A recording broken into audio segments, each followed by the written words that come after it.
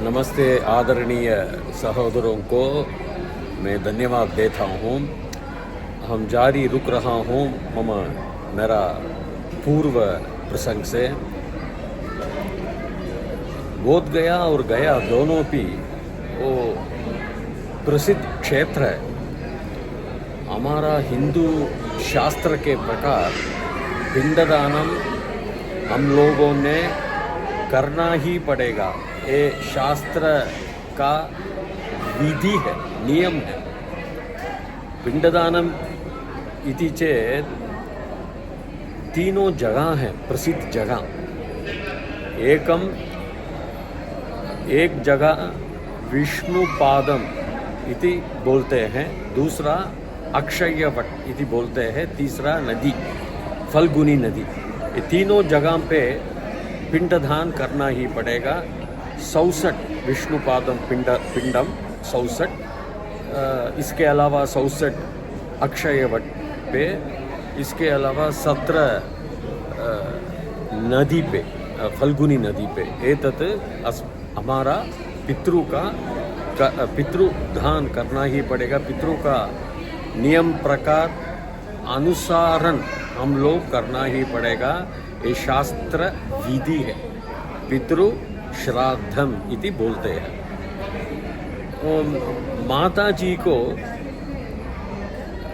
एतत् इधर 15-16 पिंडम माता जी का अलग देना ही पड़ेगा, देते हैं। परंतु सब पूरा पिंड मतलब 64 प्लस 17 कुल से 145 पिंड देना ही पड़ेगा, अलग अलग से 64 17। और नदियाँ पे 17 पिंड देना ही पड़ेगा। नदी में प्रति एक पिंड में प्रति एक हमारा पितृ का नाम बोलकर वो अर्पण देना ही पड़ेगा। नदी को नदी में हम लोग डालना पड़ेगा, नदी को अर्पण करना पड़ेगा। ये तो तर्पण है। इस तरह 64 अलग अलग से विष्णु पादम और विष्णु अक्षयवट से देना ही पड़ेगा। विष्णुपाद में ये मंदिर में अच्छा मंदिर है, वो पृथ्वी में ज़मीन पे महाविष्णु का पाद प्रभाव होता है। चट्टान में रॉकी ज़मीन पे इनका महाविष्णु का एक पाद प्रभाव होता है, उसमें पूजा करना, उसमें अर्पण करना। एतत् 64 पिंड,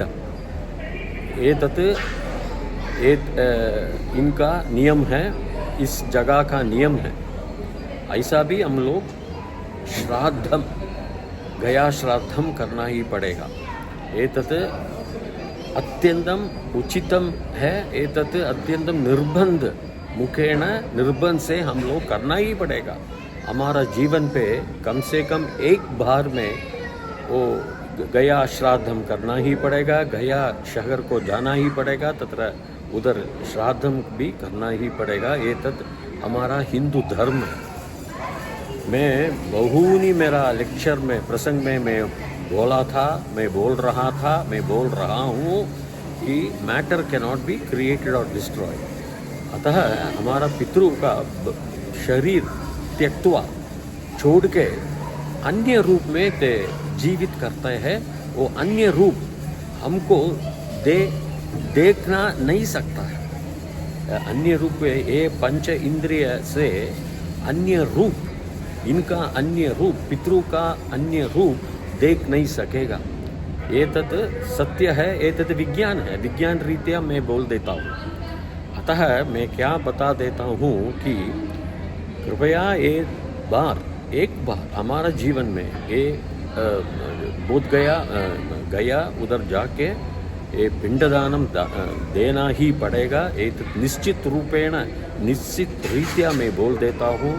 ये मेरा आदेश है, अभी हम लोग देना ही पड़ेगा। धन्यवाद।